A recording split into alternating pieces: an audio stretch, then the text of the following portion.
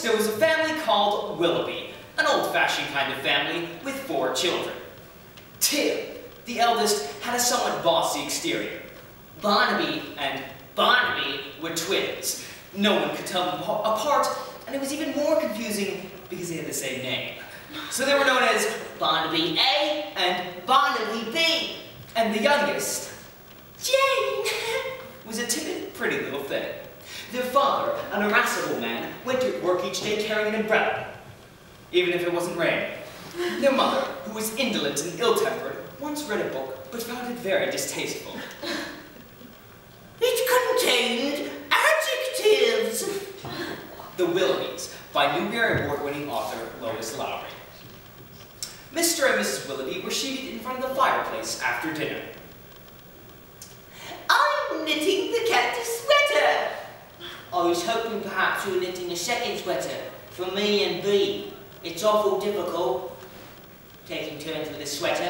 I've explained and explained. A, you wear it Monday, Wednesday, and Friday. B, you have Tuesday, Thursday, and Saturday. On Sunday, you can fight over it. Children, did you want something?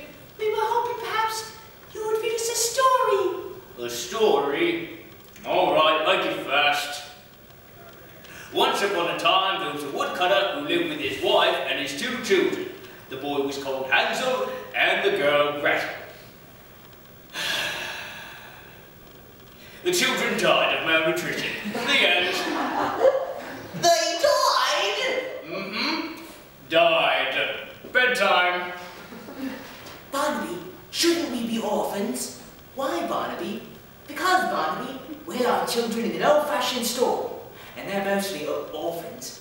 Worthy and deserving orphans, Barnaby. I do like the idea of us being orphans. I suppose we'll have to do away with our parents somehow. I don't like them very much. Ha! I've come up with a perfectly despicable plot to get rid of our parents. I'm going out to visit the reprehensible travel agency and obtain some brochures. Dear ones, Father and I have decided to take a vacation. We're going on a long sea voyage with many interesting stops along the way. This colourful brochure from the... Let me see, what was that? The reprehensible travel agency? That's it exactly. Visit exotic locations. We're opening volcanoes, ferocious wild animals, floods, famine, civil strife, earthquakes, war zones. Since it is against the law for us to leave you alone, it is, we don't mind really. We prefer it actually. We have decided to hire a nanny. Children, I am nanny. I'm Timothy Anthony Malachi Willoughby. I'm Barnaby Linguini Martini Willoughby. I'm Barnaby Ravioli Fusilli Willoughby. And I'm Jane. Look, Tim, it's a postcard. They've survived so far. Dear ones, the Crocodile River was such fun. 2 tourists were eaten, but it wasn't sad. They were French. We're going on a helicopter trip over an erupting volcano.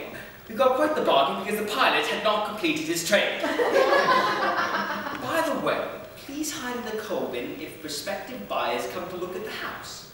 I don't understand. What prospective buyers? I know what it means. I saw the sign. What sign? What did it say? For sale. We're for sale? No, but our house is. So, while we were getting rid of them, they were getting rid of us. Despicable. Absolutely despicable. A man at the door handed him a card that said his name and explained that he was a real estate agent. I'll be by in half an hour with a prospective buyer. 1 hour from now, you have to be out of sight. Remember that.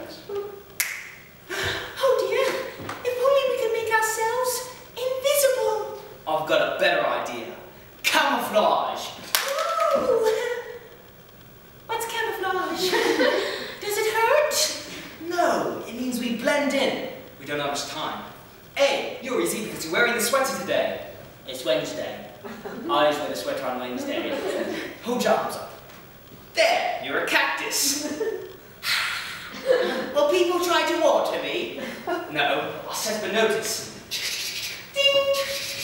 Shh. Stay away. This highly poisonous cactus emits toxic fumes. Jane, you'll be a lamp. Here. Let me just look at this closet. Ah, Mother's going to church hat. There's your lampshade. I can't see anything. Lamps don't need to see. What if somebody tries to turn me on? Good thought. Ding! Shh. The electricity in this house is defective and may electrocute you if you turn on the lamp. How much time do we have left? I don't have any camouflage yet.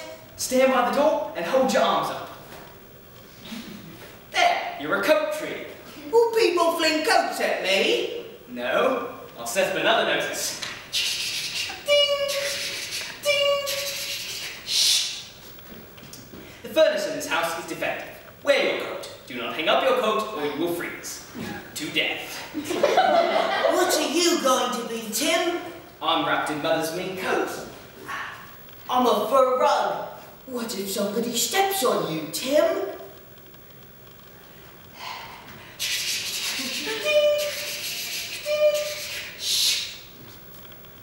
The floor under this rug is rotten. Do not step on this rug or you will fall into the basement and be desperately injured. 4 prospective buyers have been through the house, but none had shown an interest in buying it. Each left looking puzzled, expressing concern over toxic air, bad wiring, a broken furnace, and rotten floorboards. No! They've survived again! Read the card out loud, Tim. Such an adventure. The helicopter plummeted into the raging volcano. Cleverly, we clung to a rotor, And we're slung to safe ground. Only the pilot was lost. It didn't matter. He was Presbyterian. Now on to our next excursion, and this one on our own. We are going to climb a mountain that has never been successfully climbed. With a good pair of binoculars, you can see the frozen bodies of several famous climbers. I can't see the bodies. I want to see the frozen bodies. Ah. the small Swiss village was so remote that travelers rarely passed through.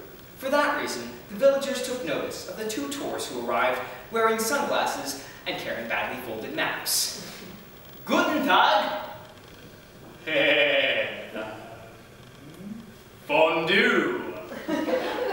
Good morning. Lederhosen. Darling, I didn't know you spoke German.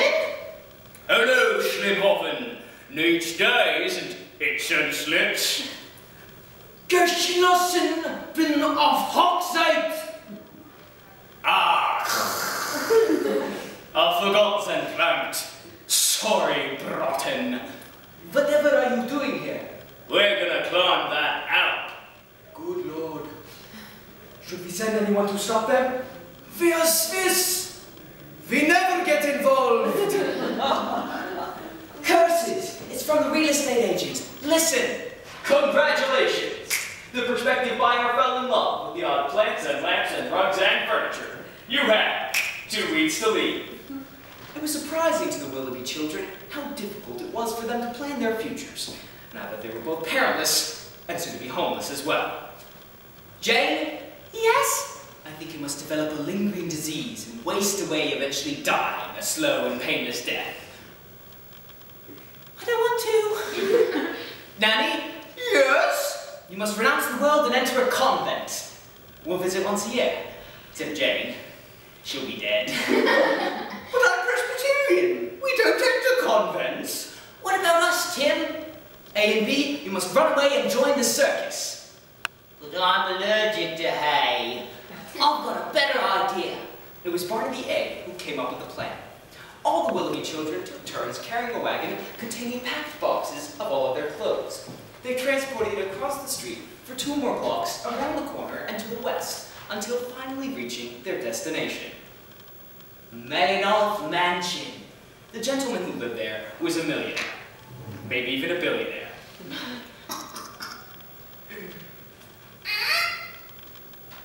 And you are?